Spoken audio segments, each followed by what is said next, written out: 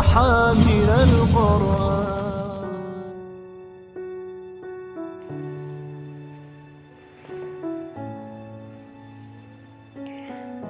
Assalamualaikum.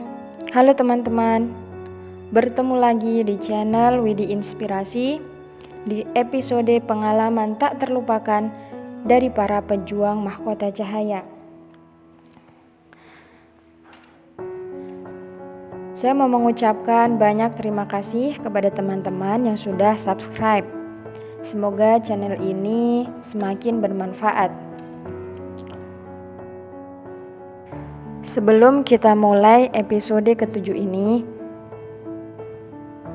saya sampaikan ke teman-teman bahwa semua cerita dari episode 1 sampai 6 itu adalah true story atau kisah nyata dari perjuangan teman-teman kita para penghafal Quran.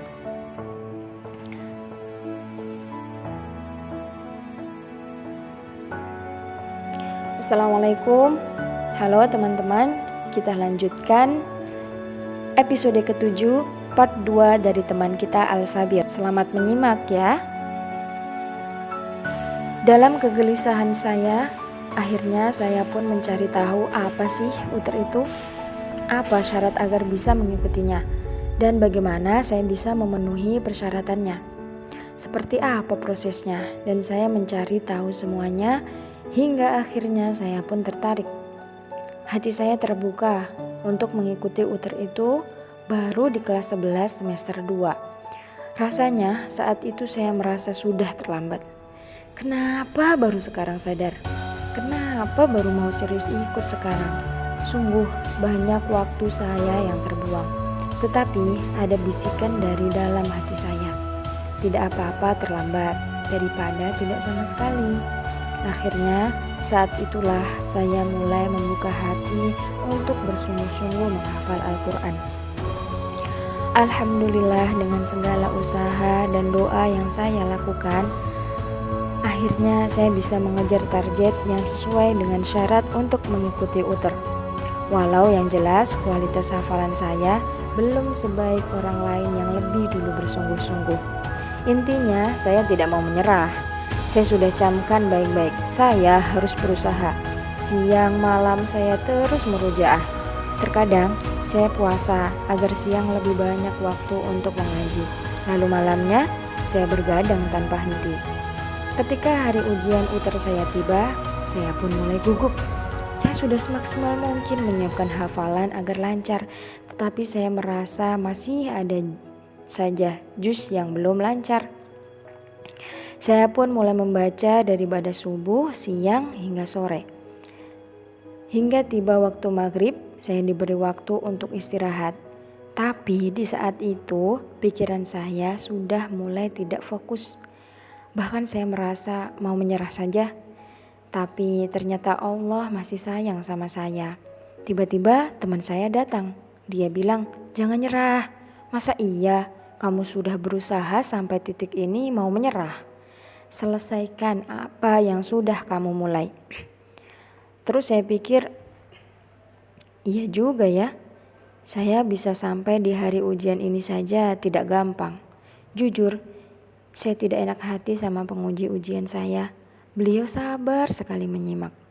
Akhirnya saya lanjutkan setoran hafalan saya. Dan setelah selesai, saya sudah tidak pikirkan lagi bagaimana hasilnya. Intinya setelah selesai ujian, saya merasa jauh lebih lega. Saya masuk kamar. Lalu entah spontan saja saya sujud terus nangis. Ya Allah, bener. Saya merasa lega banget. Ketika teman-teman menunggu hasil ujian, saya sudah tidak begitu mau membicarakan.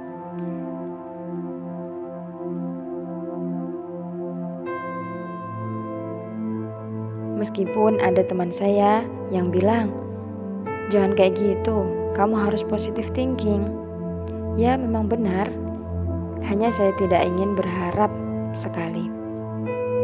Di situ saya merasa apa mungkin niat saya masih salah ya? Mungkin saya menghafal hanya sekedar mau ikut uter, bukan karena Allah. Di sini saya mengambil pelajaran.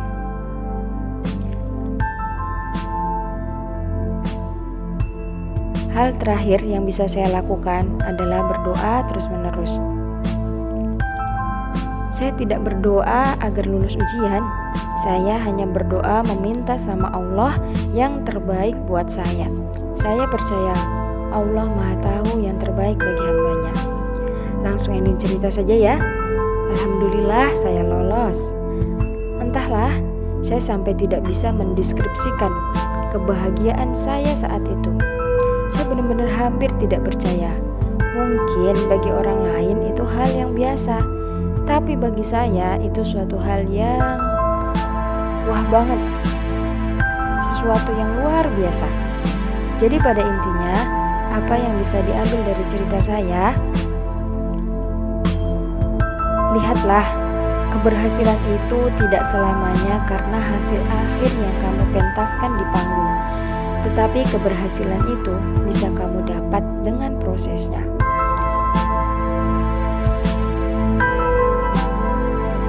Untuk teman-teman semuanya, apapun yang kalian ingin capai, jangan menyerah. Selesaikan apa yang sudah kamu mulai, dan yang paling penting adalah libatkan Allah selalu, baik saat kamu sedang susah maupun senang. Percaya, Allah itu maha segala-galanya. Satu lagi, saya ingin memberi tips jika kalian sedang sedih. Coba kalian buka Al-Quran, kemudian buka surah Fussilat ayat 30. Saya merasa ayat ini memiliki power sejak pertama kali saya baca artinya. Jadi, kalau saya merasa sedih, saya baca surat Fussilat ayat 30 berkali-kali. Terakhir, terima kasih sebesar-besarnya untuk dua ustadzah tahfidz tercinta yang sangat memotivasi di masa MA saya, dan terima kasih juga untuk teman-teman tersayang saya, si Deshen. Dan terakhir, terima kasih buat kalian yang telah menyimak cerita ini. Nah, sudah selesai teman-teman kisahnya. Semoga setelah mendengarkan cerita tadi, kita semakin termotivasi untuk semakin kenal dengan Quran. Terima kasih. Sampai jumpa di episode selanjutnya. Wassalamualaikum warahmatullahi wabarakatuh.